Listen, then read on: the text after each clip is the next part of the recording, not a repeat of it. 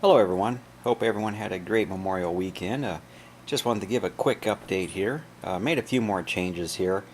Right here in this area here, where I added that new live rock. I had the green hairy mushrooms there originally, but decided I really don't want those to grow up that rock. So what I did is mostly moved a lot of the acans in this area, hoping that they will move up there.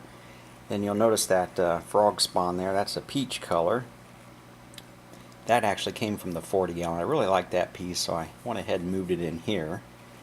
Then I did get a couple of new frags this weekend. They had a great sale. I went ahead and bought another bubble coral. Really like the way those are looking. This one here is more of a splattered type. It's not all green. It's like a white with a little bit of green splash here and there. Kind of a little unique piece. And I had to end up moving it. I originally had it down by the other one, but the current was a little strong where I had it, and they don't like a lot of strong flow on them. So it really seems to be opening up well here, so I think I'm going to leave it there for now. And then another change kind of did down here too. That's where I ended up putting the hairy green mushrooms right back there. And if you'll notice to the right, I don't know if you remember way back, I think it was my 29 gallon reef aquarium before I upgraded it to a 39 to a 75, but I had a canyon tree.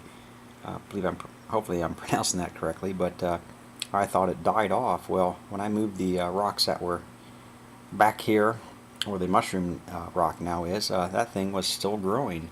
So I moved it over there, and I was really surprised it was still alive. It's just been carried over from about 3 upgrades, but it's still thriving. I was really surprised. Then I had the green zoanthids back there, so I moved them up here. And that's really originally where I wanted the other bubble coral, but right there's a lot of current, believe it or not, even though it doesn't look like it. These guys here are back far enough in the corner there that they're not getting very strong flow. But worked out well so far, and kind of liking it. Now I do want to mention one thing. The black sun coral, which was sitting there, ended up dying. And of course, I get the Tropical Fish magazine. They had an article in there about sun corals, and of course the one that you want to avoid is the black one. It has a very low survival rate in the home aquarium, and of course mine did die. So lesson learned there. I really didn't research that one much before I bought it, but I guess that's one of the keys to this hobby is make sure you research.